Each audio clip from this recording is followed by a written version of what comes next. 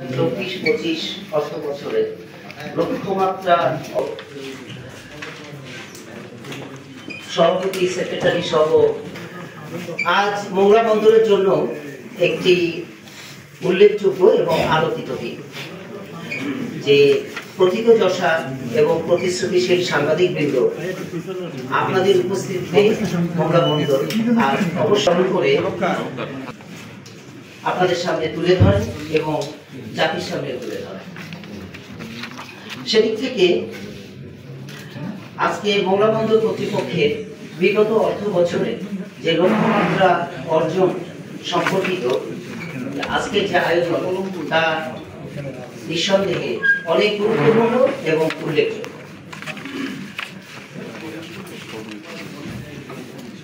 আমরাও অত্যন্ত আনন্দের সঙ্গে আপনার 2024 এবং 25 অর্থ বছরে লক্ষ্যমাত্রা অর্জন মোংলা বন্দর যে সক্ষমতা এবং যে পারঙ্গমতা প্রদর্শন করেছে তা অবশ্যই আপনাদের কাছে অনেক গ্রহণযোগ্য এবং প্রশংসনীয় হবে বলে আমরা আশা রাখি। এখানে অনেকগুলো বিষয়ে সমন্বয় আমাদের কর্মকর্তা বৃন্দের এবং কর্মচারী বৃন্দের নিবেদন, অভিজ্ঞতা এবং দীর্ঘদিনের ঐতিহ্যবাহী এই বন্দরের কার্যক্রমকে আরো বেগবান এবং গতিশীল করার জন্য যে তৎপরতা তা যথাযথভাবে গৃহীত হয়েছে। মোংলা বন্দর কর্তৃপক্ষের চেয়ারম্যান মহোদয় আপনাদেরকে স্বাগত জানিয়েছেন, শুভেচ্ছা জানিয়েছেন এবং তার সম্মানিত সাংবাদিকবৃন্দ, আমরা আজকে আপনাদের সামনে একটু ব্যাপক ভিত্তিক ভাবে তুলে ধরব যে প্রত্যেকটি ইন্ডিকেটর বা নিয়ামকে বন্দর কতটুকু কোন পর্যায়ে এগিয়ে গেছে তার লক্ষ্যমাত্রা অর্জনে। কার্গো হ্যান্ডলিং, কন্টেইনার হ্যান্ডলিং এবং রাজস্ব আয় ইত্যাদি বিষয়ে আপনারা নিশ্চয়ই ইতোমধ্যে জানতে পারবেন যে বন্দর কিভাবে তার বছরব্যাপী সার্বিক সাফল্যজনক পরিক্রমা পরিচালিত করেছে। এর মধ্যে আরো কয়েকটি বিষয় আপনাদের অবগতির জন্য জানাতে চাই। এককভাবে নয়, এখানে একটি সামগ্রিক বা যৌথ প্রচেষ্টায় প্রত্যেকের সমন্বয়ের মাধ্যমে এগিয়ে যায় তার নিজস্ব গতিতে। সেজন্য অবশ্যই বিগত বছরে বন্দরের সাথে কাস্টমস, ক্লিয়ারিং এবং ফরওয়ার্ডিং এবং অর্থনৈতিক অঞ্চল, বিভিন্ন শিল্প প্রতিষ্ঠান ইত্যাদি বিষয়ে আমরা সমন্বয়ের চেষ্টা করেছি এবং আপনাদেরও যে জায়গায় যতটুকু প্রয়োজন দৃষ্টি আকর্ষণেরও আমরা চেষ্টা করেছি। আপনাদের কাছেও আজকের এই বিশেষ দিনে অশেষ কৃতজ্ঞতা চেয়ারম্যান মহোদয়ের পক্ষ থেকে জানাচ্ছি যে সাফল্যজনক যে অর্জনগুলো যে সময়ে বন্দর অর্জন করেছে সেগুলোকে আপনারা যথাযোগ্য মর্যাদায় দেশের মানুষের জন্য তুলে ধরেছেন। এজন্য আপনাদের প্রতি জানাই অশেষ কৃতজ্ঞতা। আমি এবারে অনুরোধ জানাবো আমাদের পক্ষের প্রত্যেকটি নিয়ামক বা ইন্ডিকেটর গুলোকে তুলে ধরে 2024-25 অর্থ বছরে আমরা যে লক্ষ্যমাত্রা ছি তার উপাত্ত ভিত্তিক বিশ্লেষণ জানাবে।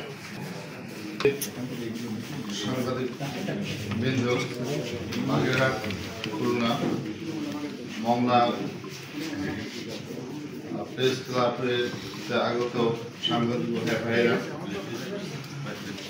আপনাদের টোটাল টিম পক্ষ থেকে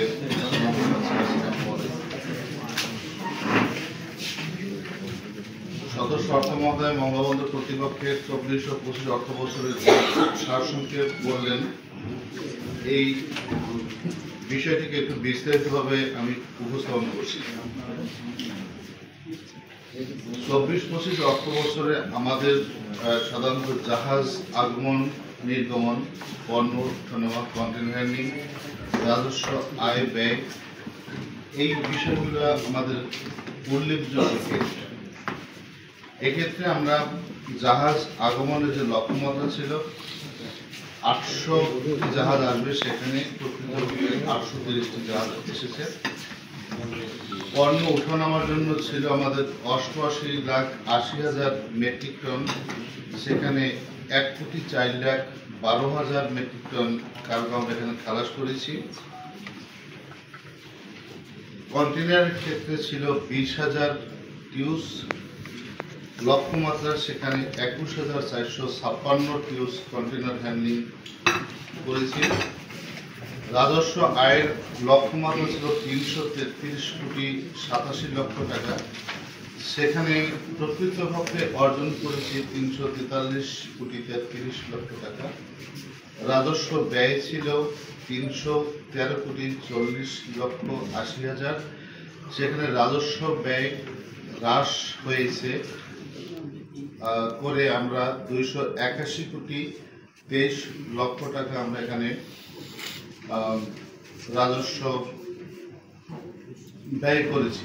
অর্থাৎ রাজস্ব ব্যয় যা মোংলা বন্দরের জন্য একটি সাফল্যজনক অধ্যায়। এতে প্রতীয়মান হয় যে মোংলা বন্দরের ম্যানেজমেন্ট, কর্মকর্তা কর্মচারী আমরা যে অবস্থানে কাজ করতেছি, মোংলা বন্দরকে আরো সামনের দিকে এগিয়ে নেওয়ার জন্য ব্যয়কে হ্রাস করা এবং একটা পজিটিভ সাইড। সর্বশেষ ছিল মুনাফার লক্ষ্যমাত্রা ছিল 20,46,00,000, সেখানে মুনাফা হয়েছে 62,10,00,000। আপনারা অবগত আছেন যে 30শে জুন কেবলমাত্র শেষ হয়েছে। এই সময়ের মধ্যে পূর্ণাঙ্গ আমরা হিসাব যেটা করেছি, এই হিসাবটা প্রফেশনাল, এর সাথে 2-1% ভেরিয়েশন হতে পারে, এর বেশি হবে না।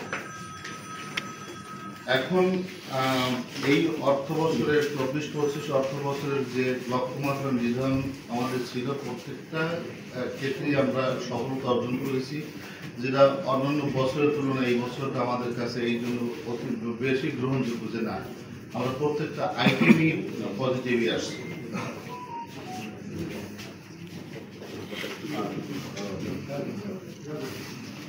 জাহাজ আগমন গত বছর যেটা ছিল, গত বছর সে একটু কম, বিভিন্ন কারণের জন্য যা হয়েছে, আমদানি রপ্তানি বা এখানকার যে ফ্যাক্টরিগুলো আছে কিছু জেনারেল কার্গো কম আসছে। এই জন্য গত বছরের তুলনায় শুধুমাত্র আমাদের একটু ঘাটতি আছে, কিন্তু এই বছরের যে বাজেটের লক্ষ্যমাত্রা আমরা নির্ধারণ করছিলাম, এই বিষয়টাকে আমরা অর্জন করতে সক্ষম হয়েছি।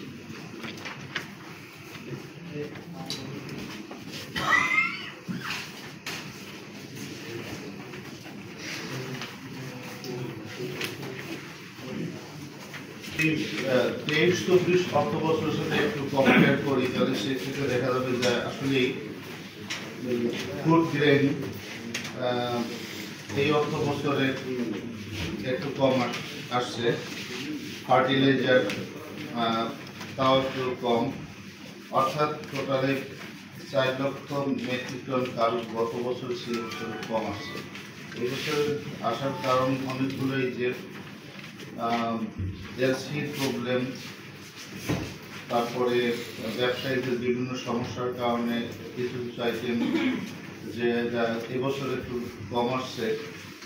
আমরা আশা করতেছি যে আগামী অর্থ বছরের যে লক্ষ্যমাত্রা আমরা নির্ধারণ করছি, এই লক্ষ্যমাত্রা এটাও আমরা ম্যানেজমেন্টের সঠিক নির্দেশনা, আমরা যারা আছি কর্মকর্তা কর্মচারী সর্বোপরি মন্ত্রণালয়ের নির্দেশনা অনুযায়ী আমরা কাজ করলে সেক্ষেত্রে 25-26 অর্থ বছরের যে লক্ষ্যমাত্রা নির্ধারণ করা আমাদের আছে, এটাকে আমরা সম্পন্ন করতে পারবো, আমরা বিশ্বাস রাখি।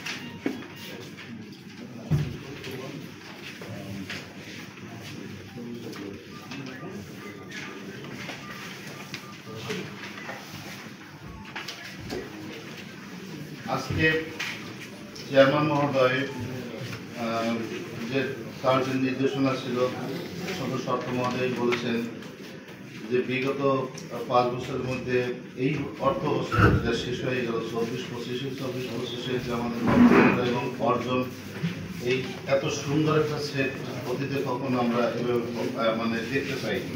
হয়তো আমার ইনকাম কমছে, লক্ষ্যমাত্রা হচ্ছে, অথবা জাহাজ কমছে, এরকম কিছু, কিন্তু সমস্ত আইটেমগুলোকে এবছর আমরা পজিটিভ ওয়েতে দেখতে পাচ্ছি, যে কারণে এই মংলা বন্দর যে ক্রমান্বয়ে সামনের দিকে এগিয়ে যাচ্ছে এই বিষয়টি আপনাদের মাধ্যমে দেশবাসীকে জানানো, অর্থাৎ মংলা বন্দর যাতে করে বন্দর মানে আমদানি রপ্তানিকারকগণ যাতে করে মংলা বন্দর আরো বেশি ব্যবহার করতে পারে সেই বিষয়ে আপনাদের মাধ্যমে দেশবাসীকে জানানো, অর্থাৎ পজিটিভ রিপোর্ট আপনারা সবসময় বন্দর নিয়ে করে থাকেন। আমরা আশা করতেছি যে খুব ভালো দৃষ্টিতে আপনারা বিষয়টি নেবেন এবং যাতে করে পত্রিকায় মংলা বন্দর ব্যবহারে আকৃষ্ট হয় বন্দর ইম্পোর্টার এক্সপোর্টারগণ, সেই বিষয়টি আপনারা একটু বিশেষভাবে দেখবেন বলে আমি বিশ্বাস করি এবং আমি আপনাদেরকে অনুরোধ জানাচ্ছি। কিছু বললাম, এটা প্রফেশনাল ফিগার। এই বিষয়ে যদি আপনাদের কোনো বলে সে জবাব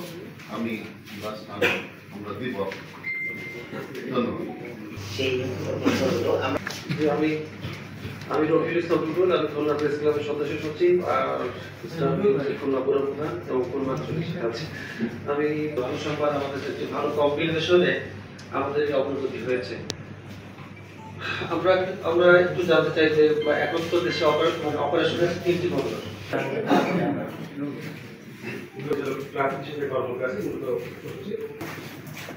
আসলে আমাদের চিন্তা করলে আমরা ওই পর্যায়ে আমরা যে চার্জ নিয়ে থাকি এবং স্বাভাবিকভাবেই ব্যবসায়ীগণ আশা করেন তাদের কাছে খরচ সর্বনিম্ন পর্যায়ে থাকে, সে কারণে কিছুটা সমস্যার আমরা সম্মুখীন হই। একই সঙ্গে আপনারা জানেন যে পদ্মা ব্রিজ যেটা হয়েছে এটা অবশ্যই একটা সুখের বিষয়, কিন্তু আমাদের ক্ষেত্রে কোনো ক্ষেত্রে এটি প্রতিবন্ধকতা হিসেবে কাজ করে।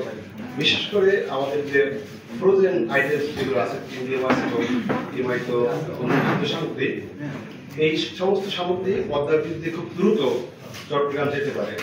সেক্ষেত্রে এখানে আমাদের জাহাজের আসার যে ফ্রিকোয়েন্সি বা কন্টেনার জাহাজের যে সংখ্যা, সেটি যেহেতু একটু সীমিত, শুধুমাত্র 2টি প্রতিষ্ঠান মার্স এবং প্লেন কন্টেনার শিপ নিয়ে আসেন, সেক্ষেত্রে ব্যবসায়ীগণের এই কন্টেনার জাহাজ পেতে অনেক সময় বিলম্ব করতে হয়। সার্বিকভাবে আমি বলতে চাচ্ছি যে সরকারের নির্ধারিত চার্জ আমাদের এখানে বেশি লাগে না, কিন্তু প্রশ্ন হচ্ছে সময় এবং অধিক ড্রাফট একটা বিষয়। এবং আপনারা জানেন যে আমাদের চ্যানেলটি অনেক লম্বা, প্রায় 131 কিলোমিটার চ্যানেল দিয়ে আমাদের জাহাজকে আসতে হয়, সে কারণে এই সময়টি একটু বেশি লাগছে। কিন্তু আমরা চেষ্টা করছি সম্মানিত চেয়ারম্যান মহোদয়ের নেতৃত্বে এখানে একটি বিজনেস ডেভেলপমেন্ট কমিটি করা হয়েছে। আমাদের সদস্য হারবার এবং মেইন মহোদয়ের আহ্বায়ক, আমি তার সদস্য হিসেবে কাজ করছি, আমাদের সঙ্গে অন্য কর্মকর্তা রয়েছেন। আমরা বিভিন্ন প্রশ্নে যাচ্ছি, আমরা প্রত্যেকের ডোর টু ডোর নক করার চেষ্টা করছি এবং আমরা বিজনেস কমিটি যারা রয়েছেন, বিসিসিআই, বিজিএমইএ, এরকম প্রতিষ্ঠান, বড় প্রতিষ্ঠান, বিআরবি কেবলস, এরকম যারা আমাদের আগে বিভিন্ন প্রতিষ্ঠানে আমরা নিজেরা যাচ্ছি এবং তাদেরকে উদ্বুদ্ধ করছি। এবং আমরা যেটা স্যার বলেছেন যে আমরা সেবা দেওয়ার জন্য সার্বিকভাবে প্রস্তুত করেছি, এমন কোনো আপনি উদাহরণ খুঁজে পাবেন না যে আমরা মংলা বন্দর থেকে আমরা কোন রকমের কাজে কোনো অবহেলা করেছি। এবং আমরা এই মংলা কাস্টমস আমাদের সঙ্গে একই রকম কাজ করছেন। সব মিলে যেটা বলবো যে সুবিধা বলতে পারেন আপনারা এরকম যে এখানে আমাদের কোনো কার্গো জট নেই, আমাদের এখানে 24 ঘন্টা কার্যক্রম চলছে। আমাদের এখানে কন্টেইনার, খালি কন্টেইনার একসময় প্রশ্ন ছিল যে খালি কন্টেইনার 55%, সেক্ষেত্রে আমরা গাড়ির ক্ষেত্রে প্রথম 4 দিন আমরা ফ্রি টাইম দিয়ে থাকি, কন্টেইনারের ক্ষেত্রেও 7 দিন ফ্রি টাইম রয়েছে।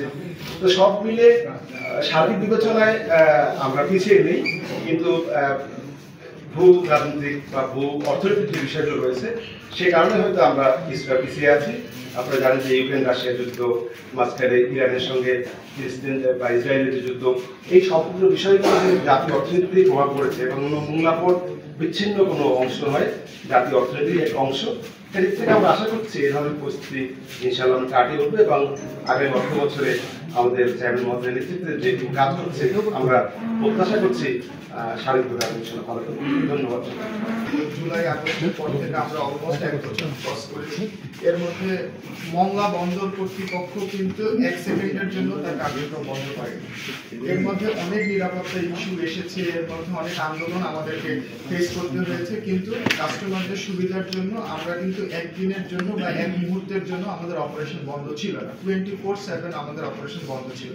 সো যেহেতু তুলনাটা করতে পারেন চট্টগ্রাম বন্দরের সাথে, আমরা কয়েকদিন আগেও শুনলাম চট্টগ্রাম বন্দরে কন্টেনার জট হয়েছে, বিভিন্ন হয়েছে, আমাদের কিন্তু এই সুবিধাটা আমরা কাস্টমারকে দিচ্ছি যে zero waiting time. So end of the day বিজনেসের জন্য টাইম ইজ মানি। সো হয়তো একটা পার্টিকুলার জায়গায় যদি আপনারা হয়তো দেখতে পারেন যে টেরিফের একটু কম বেশি আছে, বাট আপনারা যদি সার্বিক বিবেচনা করেন, সার্বিক বিবেচনায় টাইম ইজ মানি। সেখান থেকে যদি চিন্তা করেন মংলা বন্দরে মাল এসে খালাস হয়ে গন্তব্যে পৌঁছানোর জন্য আমরা বেটার টাইম দিচ্ছি আমাদের যারা বন্দর ব্যবহারকারী আছে তাদের। সো এইখানে আমরা মনে হয় বেটার ফ্যাসিলিটি দিচ্ছি আমাদের বন্দর ব্যবহার, এটা আমি অ্যাড করতে চাচ্ছি। প্রধান অর্থ হিসাবে মংলা বন্দরের জাহাজ আগমন এবং সেটি এবারে আপনারা জানেন যে এই মংলা যেমন হয়তো আপনাদের সঙ্গে কথা বলতে পারেন, কিন্তু নীরবে আপনাদের প্রতি একটা ধন্যবাদ জ্ঞাপন করেছি, যেটা সারা দেশবাসীকে আশান্বিত করেছে যে বছরের প্রথম দিকে। সুতরাং এবারের প্রেক্ষাপট হয়তো আরো আমি একটা প্রেডিকশন করি, প্রেডিকশনটা আসলে সাধারণভাবে অর্থনৈতিক সূত্রগুলোকে চিন্তা করে আমরা করি। তো আপনি যেটা বলেছেন একটা সাফল্য হিসেবে আপনি মনে করতে পারেন। ধন্যবাদ। প্রভাবটা সরাসরি পড়েছে জাহাজ চলাচল, যে বৈশ্বিক পরিস্থিতি যেমনই হোক সেই লক্ষ্যমাত্রা আমরা অর্জন করতে পেরেছি, আমরা আশ্বস্ত করতে চাই। কর্তৃপক্ষের সদস্য অর্থ সহ বন্দর কর্তৃপক্ষের বিভাগীয় প্রধান সরকার প্রদর্শন করে একটি কথা বলতে চাই, সেটা হচ্ছে যে আমাদের সদস্য অর্থ আমাদের কাছ থেকে সহযোগিতা চাইবেন, যে মংলা উনি বক্তব্য শুরুতেই আমাদের কাছে সহযোগিতা চাইবেন, যে মংলা বন্দর আরো উত্তরোত্তর উন্নতির জন্য কি করণীয়, উনি যেহেতু মূলত আমাদের কাছে সেই পরামর্শটাই ব্যক্ত করছেন। তো সেই ক্ষেত্রে আমার একটা কথা আছে, সেটা হচ্ছে যে আমরা নানান জনের নানান ভাবে প্রশ্ন করে এলোমেলো না হয়ে একটা সঠিক অবস্থা, সেটা হচ্ছে যে এইরকমই যখন মংলা বন্দরের সপ্তাহে একটা জাহাজ আসে, সপ্তাহে এই ওই সময় যারা ছিলেন, তো আমার একটা পরামর্শ ছিল যে মংলা বন্দর ব্যবহারকারী বাড়ানোর জন্য ব্যবহারকারীদের মধ্যে প্রতিযোগিতা সৃষ্টি করতে হবে, যে আমি শ্রেষ্ঠ আমি শ্রেষ্ঠ। যখনই প্রতিযোগিতা হবে মংলা বন্দর কর্তৃপক্ষ তাদেরকে পুরস্কৃত হবে, সার্টিফিকেট দিবে, ক্রেস্ট দিবে, তখন এই সার্টিফিকেট ক্রেস্ট তারা বহির্বিশ্বে প্রদর্শন করবে যে আমি বাংলাদেশের মংলা বন্দরের শ্রেষ্ঠ ব্যবসায়ী, জাহাজ আমাকে দাও, পণ্য আমাকে দাও, মাল আমাকে দাও, সিএনএফ, এইভাবে সমস্ত বিভাগের সুপারিশটা কিন্তু প্রেজেন্টেশনটা আমার ছিল, যেটা মাকরুল্লাহ স্যার স্যার বলতে পারবে যে এই সুপারিশটা কিন্তু আমার ছিল সৃষ্টি করার জন্য। আজকে গ্যাসের জাহাজ চিটক পোর্টের চেয়ে আমাদের মংলা পোর্টে বেশি, আমাদের অন্যান্য ইম্পোর্ট যেমন 60% মাল আমার আনলোড করতে হচ্ছে চিটগাঁও, কিন্তু আমাদের মংলা পোর্টটা যেই লক্ষ্যে প্রতিষ্ঠিত হয়েছিল, অর্থাৎ আমরা ছিলাম এক্সপোর্ট পোর্ট, আমাদের কিন্তু আর এক্সপোর্ট ডিমান্ড পণ্য ছাড়া কোনো এক্সপোর্ট নেই, আর কিছু বিচ্ছিন্ন ছোট ছোট কুটির শিল্পের মালামাল যাচ্ছে, এছাড়া কিন্তু আমাদের কোনো এক্সপোর্ট নেই। মূলত আমাদের মংলা পোর্টটা তৎকালীন গভর্নমেন্ট তৈরি করছিল এক্সপোর্ট পোর্ট হিসাবে। তো এক্সপোর্ট পোর্টের জন্য এখনো মংলা বন্দর এক্সপোর্ট পোর্টের জন্য আগায় যাবে, চিটক পড়েছে যে শুধু 2-3টা কাজ করতে হবে, সেটা হচ্ছে যে যেহেতু স্যার পরামর্শ চেয়েছেন সেই জন্য বলছি স্যার, অন্য কোনো কারণে না। অর্থাৎ আমি আগে বলছিলাম যে প্রতিযোগিতা ব্যবহার করতে, সেই সুপারিশ তখন পাচ্ছে মংলা পোর্ট। স্যার আপনি এক্সপোর্ট পোর্টের জন্য আপনার ল্যান্ডিং ডিউজ, যেটা পোর্ট ডিউজ যেটাকে আমরা বলি ল্যান্ডিং ডিউজ, পোর্ট ডিউজ, এটা কিন্তু স্যার কমায় আনতে হবে। এটা কিন্তু আপনারা বলছেন শুধু গাড়ির ক্ষেত্রে কিন্তু ট্যারিফ চিটং পোর্ট আর মোংলা পোর্টের ভিতরে কম আছে, অন্যান্য পণ্যের ক্ষেত্রে কিন্তু স্যার চিটং পোর্টের ট্যারিফ বেশি, মোংলা পোর্টের ট্যারিফ চিটং পোর্টের ট্যারিফ কম, মোংলা পোর্টের ট্যারিফ অনেকগুলো পণ্য স্যার। এগুলো আমি আপনার সময় এক সময় কাছ থেকে দিলে আমি সবাই নোট দিতে পারি স্যার। আর একটা জিনিস হচ্ছে যে মানে ট্যারিফের হেরফেরটা তো আছেই স্যার, আর ল্যান্ডিং ডিউজটা একটু কমাইলে অনেক বেড়ে যাবে। কারণ স্যার আমি ব্যবসায়িক সুবিধা, আমি অর্থনৈতিকভাবে সাশ্রয় করতে পারবো, আমি ওই পন্থাটা ব্যবহার করবো। আমাদের পোর্টে আবার একটা ব্যাপার আছে স্যার, যে আমাদের আমদানি এবং রপ্তানিকারকদের চিটং পোর্টের তুলনায় সুযোগ সুবিধা পায় কম। এই ক্ষেত্রে হচ্ছে স্যার চিটং পোর্টে চুরির সুযোগ পায়, আমদানি করে আউটার মাল নামাই নিয়ে চলে যায়। আমাদের মংলা পোর্টে কিন্তু সে চুরির সুযোগটা নেই, যার জন্য আমাদের মংলা পোর্টে কিন্তু একটু ইম্পোর্টাররা একটু আগ্রহ কম নেই, যে ওখানে তো মাল 50 টন আইনে 10 টন গায়েব করতে পারবে না, সেটা চিটং পোর্টে পারে। তো সেই সমস্ত ক্ষেত্রগুলো আমাদের আমদানি রপ্তানি কারণদের নিয়মের ভিতরে নিয়মের বাইরে একটু সুযোগ সুবিধা দিতে স্যার অবশ্যই বন্দর ব্যবহারকারী এবং বন্দরের ইউজার অনেক বেড়ে যাবে স্যার। ধন্যবাদ সবাইকে। মেইনটেইন করতে পারি, তাহলে আমরাও তো মনে করি যে ইপিজেড অবশ্যই আমাদের এখান থেকে চেষ্টা করবেন, এবং এই আমরা ইপিজেড এর পুরো এই প্রবাহ সংবহন করার সক্ষমতা রাখি। তো আপনাদের মাধ্যমে আমরা ইপিজেড কে এই আহ্বান জানাচ্ছি এবং এটি একটি আশাব্যঞ্জক অধ্যায় শুরু করতে পারে। কর্মরত আছে। তো প্রশ্ন যেটি এসেছে যে চীনের সাথে সাম্প্রতিক চুক্তি সমূহের ক্ষেত্রে মোংলা বন্দরের সম্পৃক্ততা কতটুকু আছে। আমরা জানি যে মার্চের 25 তারিখ, এবছর মার্চের 25 তারিখে G2G গভর্নমেন্ট টু গভর্নমেন্ট ভিত্তিক প্রজেক্টের আওতায় একটি চুক্তি স্বাক্ষরিত হয়েছে মোংলা বন্দরের সাথে একটি চাইনিজ কোম্পানি CCECC কোম্পানি। এই চুক্তির আওতায় মোংলা বন্দরে 2টি কন্টেনার টার্মিনাল এবং কন্টেনার হ্যান্ডেলিং সুবিধা ইয়ার্ড সহ অ্যাসোসিয়েটেড ফ্যাসিলিটি যেগুলো আছে সেগুলো তৈরি করা হবে। এবং আপনারা নিশ্চয়ই জানেন যে মোংলা বন্দরে বর্তমানে মোট 5টি জেটি রয়েছে, স্থায়ী জেটি। এর পাশাপাশি এই G2G প্রজেক্টের আওতায় আরও 2টি জেটি নির্মিত হলে মোংলা বন্দরের বর্তমান সক্ষমতা, আমরা যেটা বারবারই বলছি, সেই সক্ষমতাটা নিশ্চয়ই আরও বৃদ্ধি পাবে।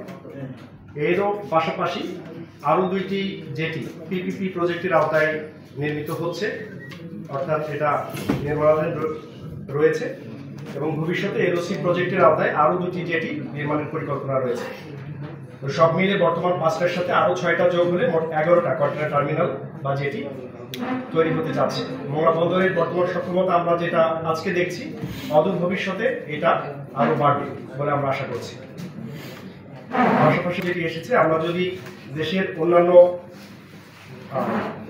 সমুদ্র বন্দরের সাথে দূরত্ব তুলনা করি, সড়ক পথে পদ্মা ব্রিজ হওয়ার ফলে মোংলা পোর্টের সাথে ঢাকার দূরত্ব এখন 210 কিলোমিটার বাই রোড, যেটি তুলনামূলকভাবে অন্যান্য 2টি সমুদ্র বন্দরের চেয়ে কম দূরত্ব। তো সেক্ষেত্রে দেশের উত্তর অঞ্চল বা অন্যান্য ইকোনমিক জোন এবং অন্যান্য স্থানে পণ্য পরিবহনের জন্য আমরা কিন্তু সবচেয়ে নিকটবর্তী অঞ্চলে অবস্থান করছি। আমাদের প্রসঙ্গে উঠে এসেছে যে মোংলা বন্দরকে ব্যবহার করে বাংলাদেশের সাম্প্রতিক সময়ের মেগা প্রজেক্ট যেগুলো ছিল, আমি দু একটা নাম যদি বলি, Padma bridge project, Rampal thermal power plant, Rooppur nuclear power plant, metro rail project ঢাকায়, rail bridge, Bangladesh power development board বা Ghorashal Palash urea fertilizer company, এগুলোর ম্যাক্সিমাম এবং বড় বড় প্রজেক্টের অলমোস্ট সকল পণ্য এই মোংলা বন্দরের মাধ্যমে ইম্পোর্ট হয়েছে মোংলা বন্দর ব্যবহার করে। তো এটা আমাদের জন্য অবশ্যই পজিটিভ একটি দিক। মোংলা বন্দরের চ্যানেল 131 কিলোমিটার লম্বা, শুধু সি থেকে ফেয়ারওয়ে থেকে আমাদের পোর্ট জেটি পর্যন্ত। মোংলা পোর্টের এরিয়া বা পোর্ট লিমিট কিন্তু চালনা পর্যন্ত, আরও 13 কিলোমিটার উত্তরে, মোট 144 কিলোমিটার। এই 144 কিলোমিটার লম্বা চ্যানেলকে সার্বক্ষণিকভাবে নেভিগেবল রাখার জন্য, যেমন আমাদের এখানে মার্চেন্ট শিপ, ইন্টারন্যাশনাল শিপ আসবে, এটার জন্য আমরা সবসময় 7.5 মিটার ড্রাফট যাতে মেনটেন করতে পারি, সেজন্য আমাদের প্রচেষ্টা চলমান রয়েছে। সার্বক্ষণিকভাবে ড্রেজিং চলমান রয়েছে। বিশেষভাবে উল্লেখযোগ্য যে খুব রিসেন্ট সময়ে আরও একটি প্রজেক্ট হাতে নেওয়া হয়েছে এবং এটা অলরেডি অনুমোদিত হয়েছে যে আগামী 5 বছর মেয়াদে মোংলা বন্দরের যে পশুর চ্যানেল, এই চ্যানেলের সংরক্ষণ ড্রেজিং কার্যক্রম। তো এই ড্রেজিং কার্যক্রমের আওতায় আমাদের যেখানে যেখানে ড্রেজিং করার প্রয়োজন হবে সমস্ত জায়গায় সংরক্ষণ ড্রেজিংয়ের আওতায় খনন করা হবে। এবং আমাদের যেহেতু পুরো অঞ্চলের একটা বড় অংশ সুন্দরবন অবস্থিত, যেটা ইউনেস্কো ওয়ার্ল্ড হেরিটেজ সাইট হিসেবে মানে ঘোষিত, তো আমাদের এই সুন্দরবনের কোনো অংশে ডাম্পিং জোন তৈরি করার সুযোগ নেই। আমাদেরকে এই ড্রেস ম্যাটেরিয়াল ফেলার জন্য নর্থে এদিকে নিয়ে আসতে হবে, আদারওয়াইজ সাউথে ফেলতে হবে। আমাদের মোংলা বন্দরে এখন পর্যন্ত কোনো ট্রেলিং সেকশন হপার ড্রেজার নেই। কাটার সেকশন ড্রেজার আছে কম সক্ষমতা, কিন্তু চট্টগ্রাম বন্দরে যেমন একটি ট্রেলিং সেকশন হপার ড্রেজার আছে। আমাদের পরিকল্পনায় একটি ভালো ক্যাপাসিটির হপার ড্রেজার ক্রয়ের পরিকল্পনা রয়েছে। এবং এই সকল প্রজেক্টের বাইরেও আরও কিভাবে ড্রেজিংয়ের প্রয়োজনীয়তাটাকে দিন দিন কমিয়ে আনা যায়, সেজন্য রিভার ট্রেনিং প্রজেক্ট এর জন্য ফিজিবিলিটি স্টাডি এর পরিকল্পনা রয়েছে। তো সবকিছু মিলে আমরা যেটা ফোর্সি করছি যে মোংলা বন্দরের বর্তমান ক্যাপাসিটি যেটি আছে এটি উত্তরোত্তর বৃদ্ধি পেতে যাচ্ছে বলে আমরা আশাবাদী, এবং সেজন্য কর্তৃপক্ষ বিভিন্ন প্রজেক্ট হাতে নিয়েছে এবং অদূর ভবিষ্যতে এই ক্যাপাসিটিটা আরো বৃদ্ধি পাবে। আরো একটু আমরা আপনি যেটি বললেন যে আমরা এক্সপোর্ট করতাম শুধু জুট প্রোডাক্টস, এরপরে আসলো শিম, অন্যান্য মাছ, এখন কিন্তু বিভিন্ন ধরনের কাঁচামাল ইম্পোর্ট এক্সপোর্ট হচ্ছে। তো এই ক্ষেত্রে বিগত এই মোট ৭৫ বছরের পুরাতন একটা পোর্ট, সেই পোর্টের সকল বছরগুলোর ইতিহাসে যদি আমরা দেখি তাহলে সর্বোচ্চ হয়তো ৯৭০-৯৬০টি জাহাজ কোনো কোনো সময় এসেছে। আদারওয়াইজ বিগত আমি যদি লাস্ট ফিনান্সিয়াল ইয়ারের কথা বলি, যেটি আমরা ব্রিফিংয়েও বলেছি যে ৮৩০টি জাহাজ এসেছে, তার আগের বছর ৮৪৭টি, তার আগের বছর ৮২৭টি। তো আমাদের ক্যাপাসিটি ১৫০০ হ্যান্ডেল করার সুযোগ রয়েছে।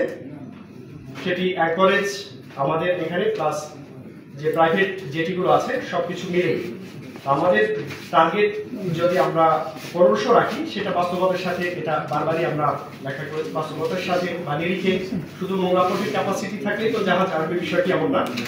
সার্বিক স্টেক হোল্ডার যারা আছেন তাদের সকলের সহযোগিতায় জাহাজ আনয়নের যে টার্গেট সেট আপ করা হয়েছে সে অনুযায়ী সফলতা অর্জন হয়েছে। তো মূল প্রশ্নটা ছিল চাইনিজ প্রজেক্ট বা চাইনিজ যে চুক্তি, সেটির আওতায় আমি আবার রিপিট করছি যে 2টি কন্টেইনার টার্মিনাল সহ ইয়ার্ড সহ কন্টেইনার হ্যান্ডলিং ইয়ার্ড সহ অ্যাসোসিয়েটেড ফ্যাসিলিটি ডেভেলপ করার জন্য একটি চুক্তি ইতিমধ্যে স্বাক্ষরিত হয়েছে গত ২৫শে মার্চ, এবছরের ২৫শে মার্চ, এবং এই প্রজেক্টের কার্যক্রম খুব শীঘ্রই শুরু হবে। এতে বন্দরের সক্ষমতা নিশ্চয়ই আরো বৃদ্ধি পাবে বলে আমরা আশা করি। উদ্যোগ এ ব্যাপারে কি উদ্যোগ আছে এই একটা, দ্বিতীয়ত হচ্ছে নিকটবর্তীতে বন্দর কর্তৃপক্ষ তাদের যে অ্যাসেসমেন্ট করেছিল, এবার আমরা অ্যাসেসমেন্ট আমরা দেখতে পেয়েছি, এর জন্য ধন্যবাদ। কিন্তু নিকটবর্তীতে কি পরিকল্পনা ছিল এবং সেখানে আমাদের অ্যাসেসমেন্টটা কি ছিল, আমাদের অ্যাচিভমেন্টটা কি ছিল, আমরা যে আছে কিনা, বা সেখানে আমাদের সফলতা পূর্ণমাত্রায় হয়েছে কিনা, এই দুইটা বিষয় আমি একটু জানতে চাই। আমাদের চ্যালেঞ্জে সূচকগুলোর দিকে দেখে তাহলে আমি একটু হিস্ট্রির পিছনের দিকে ফিরে যেতে চাই। ২০০৯ সালে সেখানে আমাদের সক্ষমতা থেকে আমাদের ক্যাপাসিটি বা এই বন্দরের যে অর্জন সেটা ছিল একদমই এক্সপেকটেশন লেভেলের অনেক নিচে। তখন থেকে আমাদের প্রিডিসেসর এবং আমরা যারা ছিলাম তারা we ask lot of question যে কেন আমাদের বন্দরের লোক আসতেছে না, ইউজ করতেছে না, কি সমস্যাগুলো হচ্ছে। এবং আমরা সিরিজ অফ মিটিং করেছি বন্দর ব্যবহারকারীদের সাথে, সিএনডি এজেন্টদের সাথে, আমাদের স্টেক হোল্ডারদের সাথে, এবং আমরা বিভিন্ন প্রবলেমগুলোকে ফাইন্ড আউট করে নিয়ে এসেছি। সেই প্রবলেমগুলোর মধ্যে একটা হলো নাব্যতা ইস্যু। আমাদের এই ১৩১ কিলোমিটার চ্যানেলের নাব্যতা বিভিন্ন জায়গায় কম থাকায় আমরা বড় কন্টেইনার জাহাজ নিয়ে আসতে পারছি না। তো এর জন্য আমরা কি করেছি, আমরা ইনার বা ড্রেজিং প্রকল্প নিয়েছি, আউটার বা ড্রেজিং প্রকল্প নিয়েছি এবং মেইনটেনেন্স ড্রেজিং প্রকল্প নিয়েছি। ড্রেজিং প্রকল্প নেওয়ার পরে আমরা আরো কিছু প্রবলেম ফেস করেছি, যে আমরা ড্রেজিং প্রকল্প নিয়েছি কিন্তু ড্রেজিং প্রকল্পের মাটি ফেলতে পারছি না সুন্দরবন থাকার কারণে। তো এখন আমরা হলো এই সুন্দরবন থাকার কারণে যেহেতু মাটি ফেলতে পারছি না, সেটাকে চ্যালেঞ্জকে মোকাবেলা করার জন্য আমরা হোপার ড্রেজার কেনার চিন্তা ভাবনা করছি, যেটা মাটিটাকে তার ভিতরে নিয়ে সাগরে ফেলতে পারবো। সো আমরা কিন্তু অ্যাকশন নিচ্ছি, প্রবলেম ফেস করছি, আবার অ্যাকশন নিচ্ছি। একটু হয়তো সময় লাগছে, যে এখান থেকে আমরা এগুলো নিচ্ছি, এগুলোর সুফল আমরা পাচ্ছি, এবং এই অ্যাকশনগুলোর সাথে আরো কিছু নতুন চ্যালেঞ্জেস অ্যাড হচ্ছে। সেই চ্যালেঞ্জেস গুলোকে ওভারকাম করার জন্য আমরা সামনে যে প্রজেক্টগুলো নিয়েছি সেগুলো হয়তো আমাদের সক্ষমতার চূড়ান্তটা আমরা ব্যবহার করতে পারবো। এবং এই পদক্ষেপ একটা চ্যালেঞ্জ না হওয়ার ইস্যু, সেটা বললাম। দ্বিতীয় ইস্যু হলো আমরা যখন আমদানি কারকদের সাথে বসে, ওনারা বলেছেন এখানে কন্টেনার শিপ আসার ফ্রিকোয়েন্সি কম, মাসে 3-4টা শিপ আসে।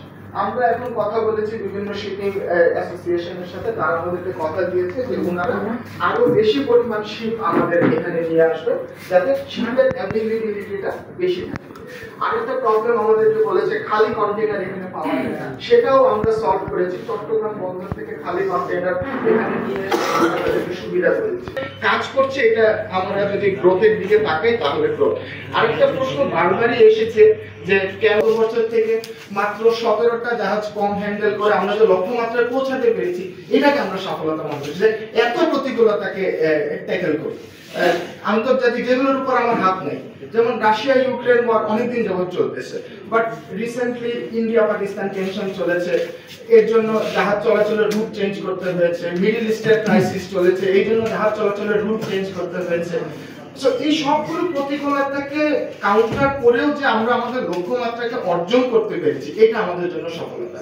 একটা উদাহরণ দিয়ে বোঝায়, মরক্কো এবার সেমিফাইনাল খেলেছে, সেটাকে অনেক বড় সাফল্য ধরা হচ্ছে।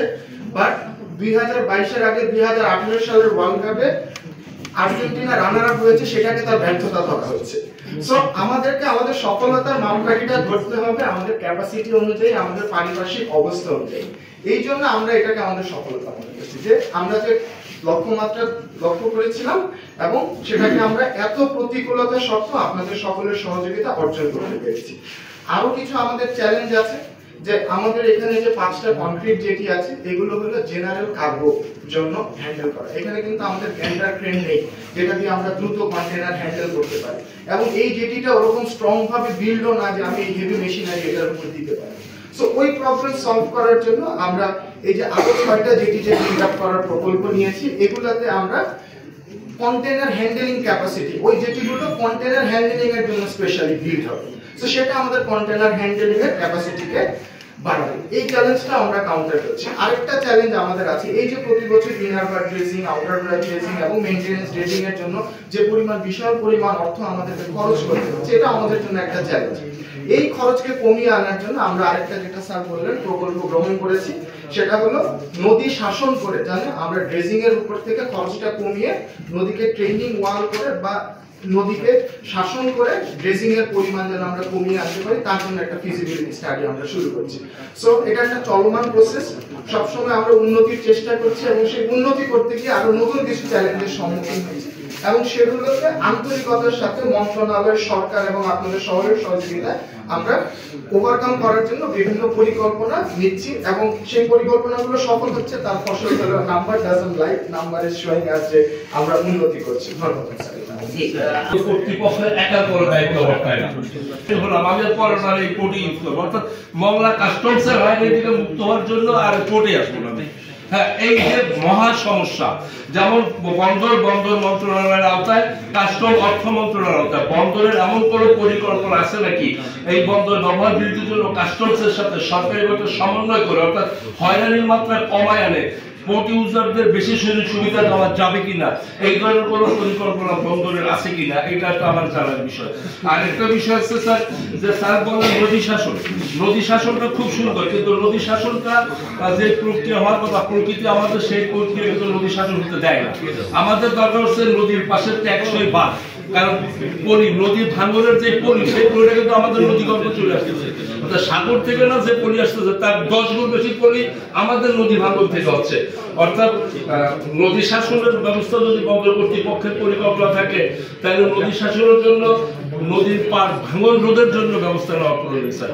এটা আমার না, আপনার কথার সাথেই আমি কিছুটা সিএসও বললেন যে আমাদের জন্য একটা বড় চ্যালেঞ্জ হলো যে এই বালি আমরা কোথায় রাখবো।